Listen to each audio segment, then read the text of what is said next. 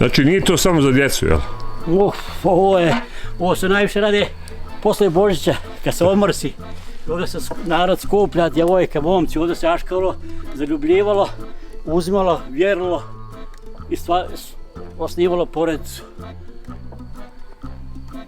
Što poslije Božića? Jer nije se valjalo ženiti za vrijeme posta. Tek kad se omrsi,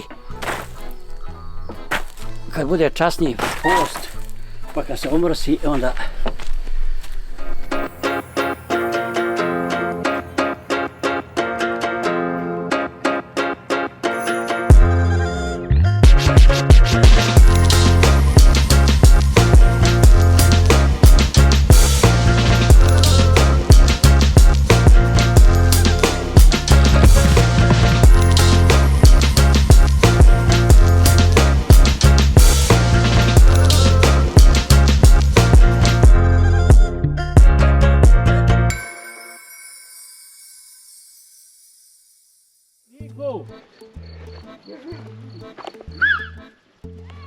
Gdje si, Petre? Ajde počraj svoje biciklo ovdje po ovim kamenjima da te snimi ovaj Čiko. Evo me u Strojicama. Ovdje nekih možda 15 km iznad Šipova na putu prema Kupresu. Odavde počinje ova tura pod imenom Janska dolina. Ovo već 2 godine maštam ovome. Sad ću krenuti ovdje. Prvo da vidim ovdje manastir, crkvu u Strojicama. Evo me sada ovdje ispred hrama Presvete Bogorodice u Strojicama. Ovo je sada čvrsti zidani objekat. Prva crkva ovdje je bila 1856. do 58. Bila napravljena od borovih tesanih desaka. Lijepo izgleda ovdje hram. Dakle, pored njega ima i ovaj hram u Glogovcu, odnosno manastir, pardon. Manastir Glogovac, to ću kasnije obići. Baš lijepo izgleda ovo. Ne vidim nikakve oznake ovdje. Natpise, ako nisu s ove strane možda. To je sve opet Krečnak. I tu je sve, dakle, zub vremena pojeo.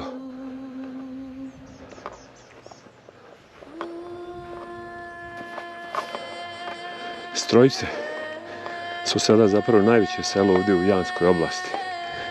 A čitava ova oblast, Janska dolina, imala svojevrsnu autonomiju čak i u doba Turaka. Vjerovatno zbog svoje izolovanosti ovdje, negdje na pola puta između Kupresa i Šipova.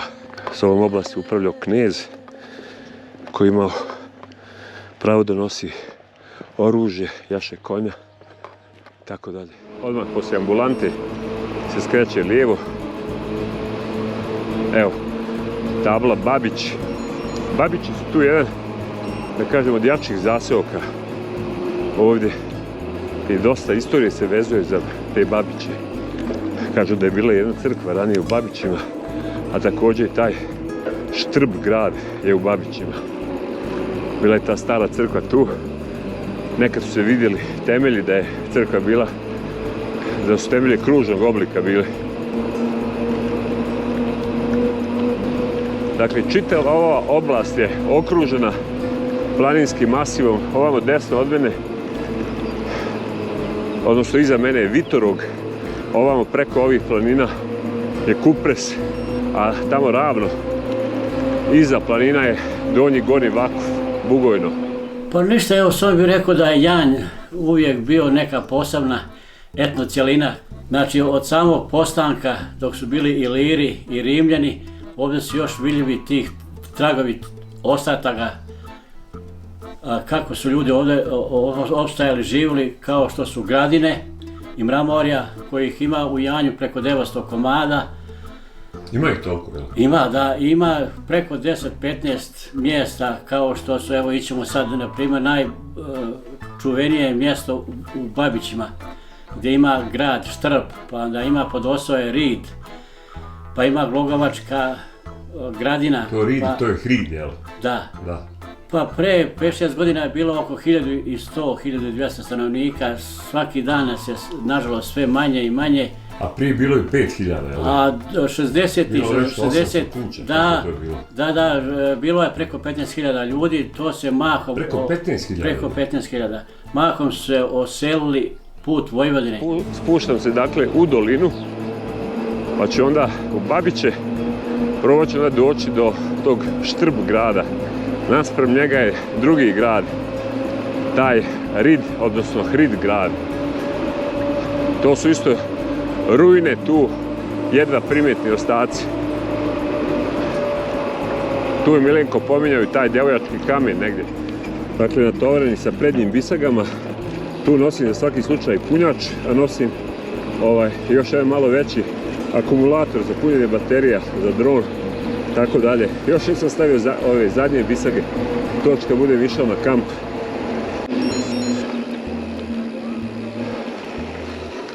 Dobro ljudi, izvinjavam se. Kojim putem mogu doći do gradine, do ovog Štrb grada? Sad nazad. I lijevo. A vi ste do toga došli? Aha, nemoj me nazad, molim te. Da. Taman sam se ovdje popeo duš i spustio. Da. Lijevo i dođete crkvi. Dobro. Znači sve asfalt. I ispod crkve put, isto prvo skretanje lijevo i asfaltom dole. Ovaj stari objekat bi mogao biti škola. Ne znam šta drugo može biti. Lijepo izgleda. Sve bi ovo trebalo obnoviti, ove stare škole, napraviti neka fina prenoćišta, kao što je Boro napravio u Peckoj. Ovaj posao s čime se ja bavim, znači da sačuvam našu istoriju, ljudi koji su opstajali na ovim terenima, morali su prenositi znanje svoje s koljena na koljena. Sve se je pravilo od drvata. Sve, pa i ovi naši sad stolovi i ovo sve i ovo radilo što ima. Evo ja ću pokazati kako sad pravim te čuvane janjske uslanite stolove. Ovo je drvo javor. Javor i suši se prirodno. Sad ja ovdje sa bradvom želim to da, evo vidi. Posao jest težak i naporan, ali ako se radi sa ljubavi i vještinom, ništa nije teško. I kakav je to sto? Pa uslaniti janjski čuvani stolac, kad neko dođe kao što sam vi danas, to je posebno mjesto, se daje ljudima sa strane ko navrati u janj i da sjedi i da uživa u njemu.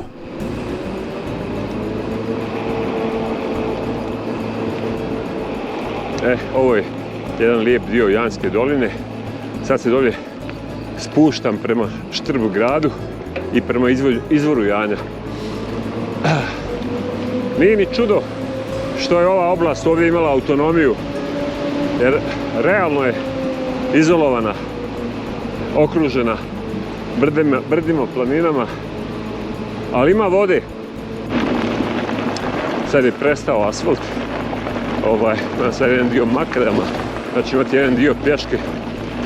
Dakle, slutim da je Štrb grad gore na vrhu ovog brda, tako da će biti malo i penjanja, nema veze. Evo, sad ulazim ovdje u jedan zaseok. Predgrađe Štrb grada. Onaj Štrb grad. To je ovdje negdje, jel? Kako dođem ovim putićem, jel? Putićem i tamo dođe kuća, onda gore pješke. Sad da vidimo dokle se može biciklom. Da, ok. Samo nemoj lajati i napadati. Ako nije ovdje nešto.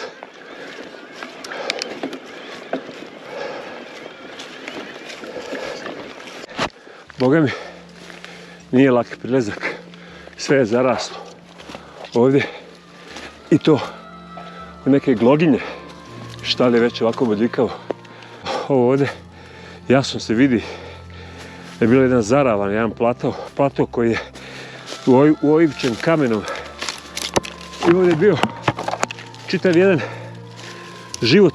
Ovdje je bila uprava ove oblasti ovdje. I kažu da je kapetan te oblasti bio zapravo čovjek po prezimenu Vučković i da je u bitci sa Turcima izgubio tu bitku i da je onda pobjegao put Sinja i tu i sada, wow, kakav pogled. I tu i sada postoje tragovi te familije Vučković koja vodi porijeklo odavde. A ovdje je bila ta kula. Poslije toga je kula pala pod tursku upravu i bilo je pod upravom nekog kapetana Kapića, ako se dobro sjećam te priče.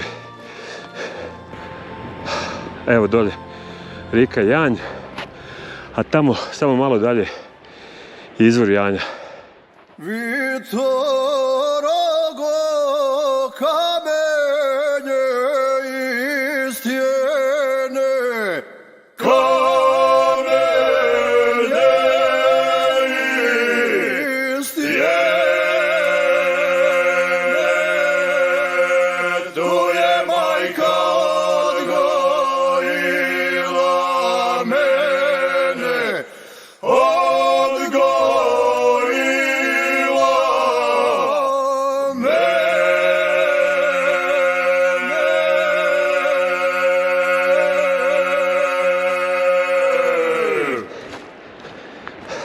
monumentalan pogled, zaista je prelijepo.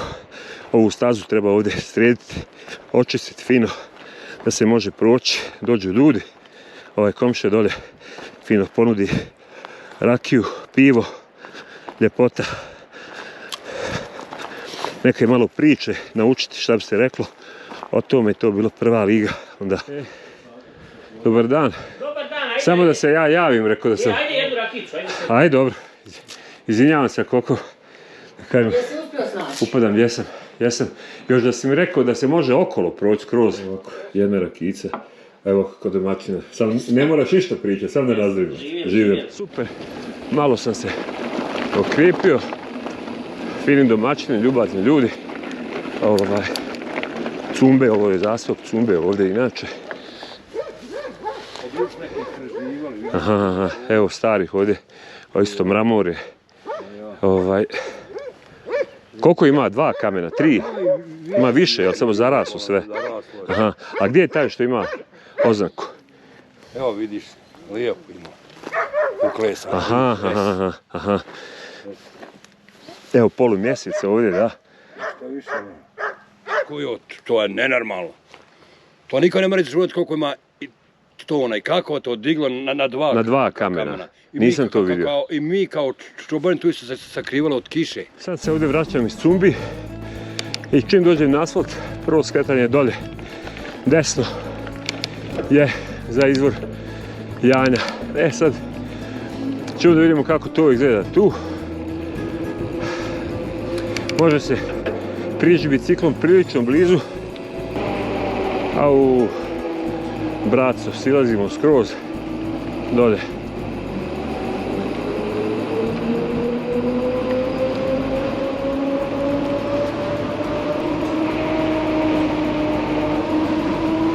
Evo ga, čak piše na ovoj maloj tabli izvor, ali nisam odmah vidio. Bro.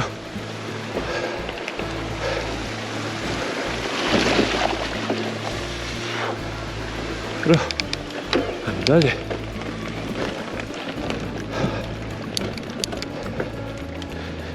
Jao, maslačka. I ljepote. Sad ovaj pišti kao lud. Sam promašio.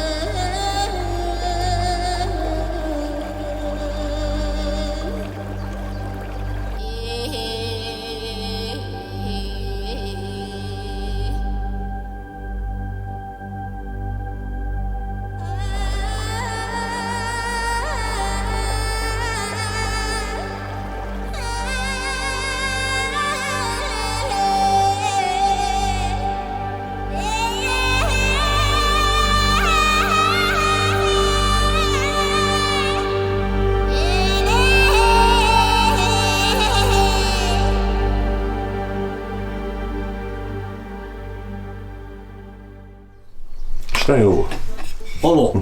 Ovo je kolo. Kolo kad su žene ili djevojke prele vunu i ovdje stave i ovako se okretalo. Dobro. Tako se aškavalo, prilazilo ko je bio hrabar da priđe djevojke, da se udvara, da joj okreće ovako. Jesi ti okretao? Pa kako nisam, pa evo vidiš zna se, a ovo je vrteno. I šta su govorili kako okrećeš? Pa, dobar si kaže, Kaže što ga Milenko okrene, jel? Ja kaže, đavo si veliki. Op. Pardon. Dobar dan. Dobar dan. Kako ide? Pomalo je bio, tada. Svaka čast. I u tim godinama ide košenje, a? 72. godina. 72. 80. 82. Pa sa 72 si mladić još. Ovčica. Kako lijepo. Pasu ovdje. Evo sad sam ušao u samo selo Babin do stare kuće, pola nakrivljenih, ovih drvenih. Vrlo zbijeno sve. Zavo. Sam možda pogriješio. Hoću da izađem na asfalt. Ovo ovdje malo da prođe, pa sam sad zalutao ovdje. A izgleda trebam gore, ali mi čovjek kaže da je zaraslo gore sve. Ma ja šta nema, Da se ne može gore proći. ne može biti. Ozbiljno. Znači moram nazad, jel? Moraš nazad i dolje. Onda asfaltom. Aha. Koliko imaš do manastira? Pa ima Bogom dosta, ali kako sad svoj motorno što ja znam. Ovo je bicikl. Pa bicikla motor. Tako mora dođe djevarov sin s motorima, dođe i odakle hoće. Da, onda Pa oni tako da idu, da, bez problema. tako. Dobro, živa i zdrava bila. Sad sam nazad na ovom asfaltnom putu. Sad malo padamo dole, a onda ćemo ponovo se gore dizati ka manastiru. Ovo je put za manastir Glogovac. On je sakriven ovdje u ovom klancu i to sa razlogom. Sad mali spust dolje prema istoimenom potoku. A kaže, znači tražili su Ferman dozvolu od Turaka za gradnju crkve ovdje. I onda kad su dobili tu dozvolu, dobili su pod uslovom da crkva bude napravljena daleko od očiju i da se ne čuje zvono. Tako da su izabrali ovo mjesto gdje su je sakrili. On je isto bio spaljen, srušen u Drugom svjetskom ratu od strane Ustaša, kao i crkva u Strojicama. Sve je to obnavljano. Evo, sad se pomalja manastir Glogovac.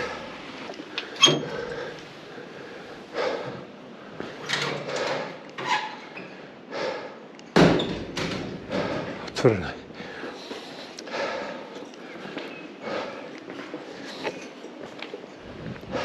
Zdravo. Ima li kog ovdje od sveštenih lica? A čekate nekog, ha? Vidi ovog behara, kakav je fin. Evo ovdje kroz manastirsko imanje ide potok Glogovac.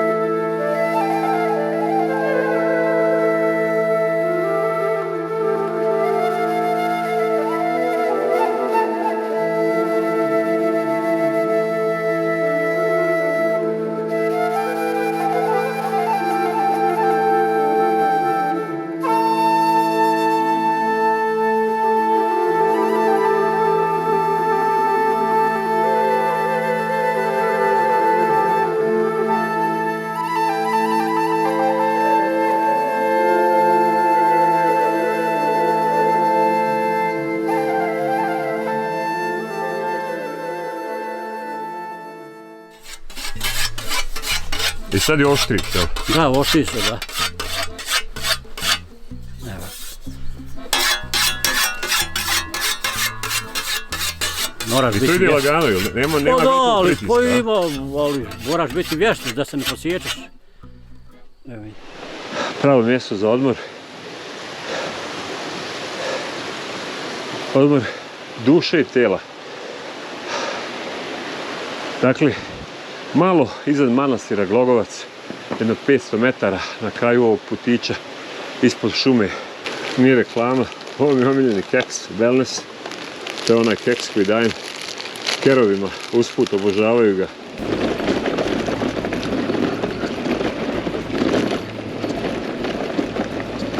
Napuštam sada manastir Glogovac i probat ću, vidjet ću još kako će biti, da li mogu da se popravim tamo na Ljušu. Ovdje imam skretanje za Ljušu. Evo ga, Ljuša. Ima mala žuta tabla. Idem sad ovdje. Kao neke džinovske biljke iz naučno-fantastičnih filmova. Evo već 7 km, nema nikoga na putu, nema ni signala. Nadam se da uskoro izbijam gore na plato taj. Vozim u eko modu, štedim bateriju, ali ipak se čovjek i ovako malo umori. Ovdje je već značajno hladnije, može ima nekih 12 do 14 stepeni. Maksimalno duva hladan vjetar. Ovo je već povisoko. A evo ovdje, ovo je vjerojatno bila isto škola. Kameno, veliko zdanje. Ove stare škole su baš imale nekog šarma. Evo vidi.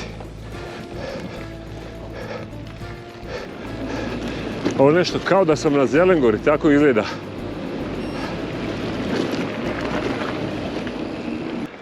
Pazi ovo.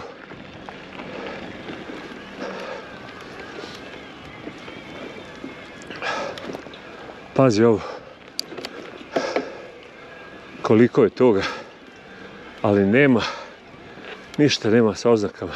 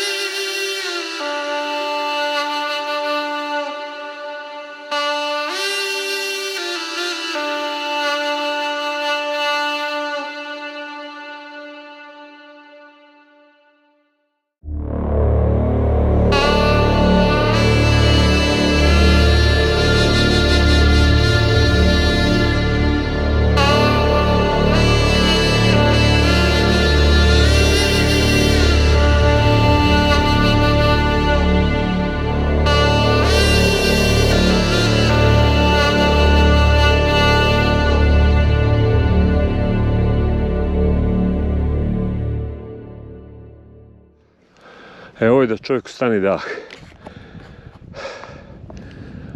Od lokacije prizora ovog ovdje fantazija.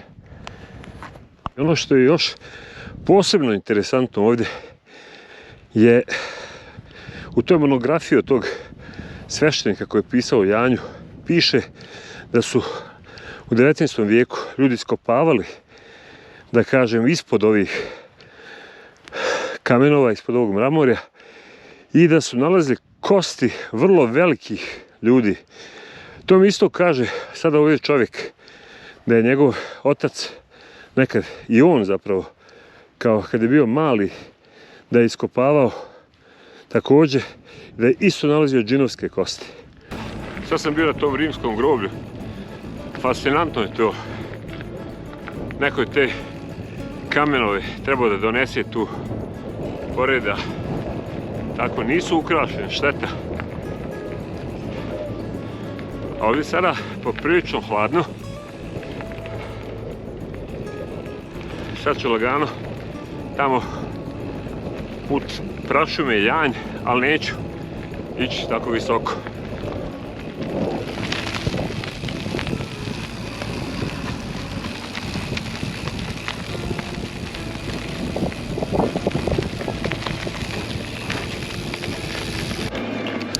Evo sad sam kod tog drugog objekta, ne znam šta je to moglo biti, može i neka šumarija, može biti škola. Ovi balvani ovoliki često mogu biti loš znak da su kamioni napravili veliko blato, da se ne može proći. Samo se tog bojim sad ovdje. Ovo ovdje nije prašumo, očigledno čim režu ovdje izvlače šumu i to nemilice.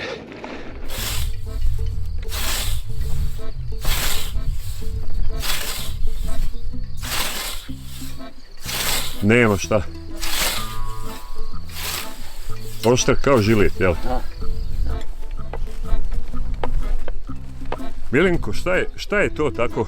Pa vile i S jedne grablje. strane vile, s druge strane grablje. Pa za nas koji nismo oženjeni, nemamo djece, nema nas ko poslušati u ovoj vrleti, u ovim kamenjima iz ljesaka, dodaj vila, dodaj grablje, onako ujedno, evo vidiš.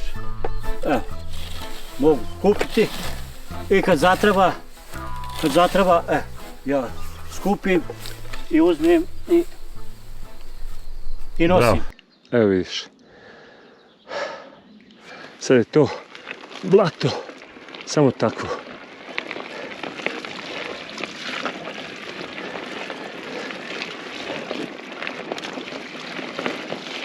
Sad da je znati da se ovo može prijeći i da nema puno toga, pa da probam.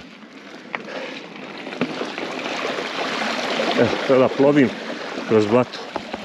Fantazija.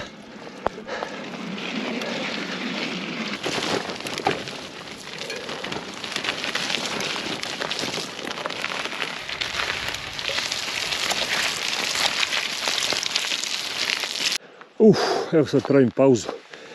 Htio ne htio, pao sam na najgluplji mogući način. Sve će bila mala brzina, ali opet je bilo bolno zbog kilaže moje. To je ulaz prašuma Janj, 1220 metara. Prašuma Janj pod video nadzorom lijevo. Tu sam došao, to ostavljam za drugi dio. Nekom, da kažem, ovdje šumskim putem, kroz dio koji se zove simboličnog naziva Mrakodo. Zamisli, ni manje ni više raduje me Mrakodo. A u brate, dosadilo je i malo je nekakav nemir ušao. Uskoro će se smrkavati. Imam još jedno sat i po svjetla, a daleko sam od kola. Hvalim te Bože. Izađoh. Evo ovdje neke lokve, čak i trska na po planine. Ovo su pribeljci. Sada i to spusto dozgo sjanski prašuje. Dobar dan, ne bojite se.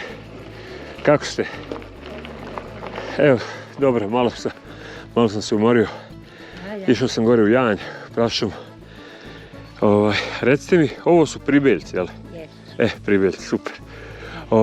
Kako mi je sada, jel ovamo lijevo pa ću, eno manastir vidim tamo. I onda gore na glavni put, što ide Kupres, Šipovo, to hoću.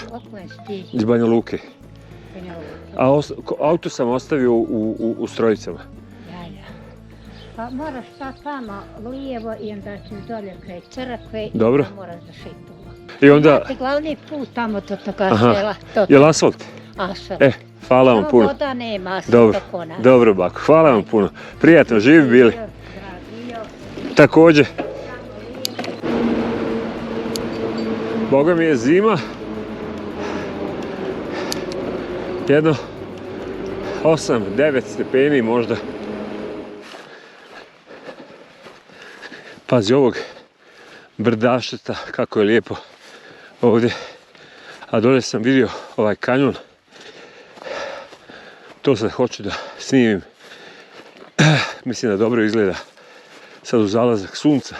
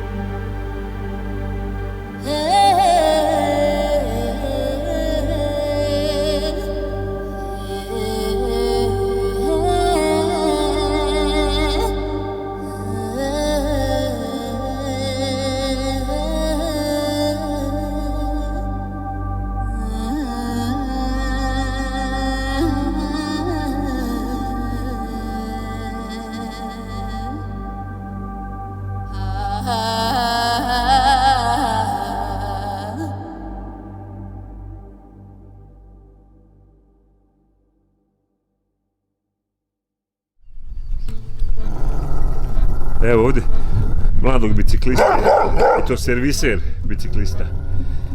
Kako ide? Dobro. A, dobro, jel? Da. Šta su oba se pokvarila? Da. Pa kako to?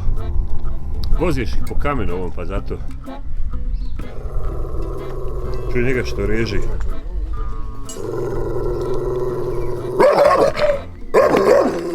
Šta je, guba se provuče, jel? I znaš popraviti sam, jel? Da. Svaka čast. Samo daj, jel?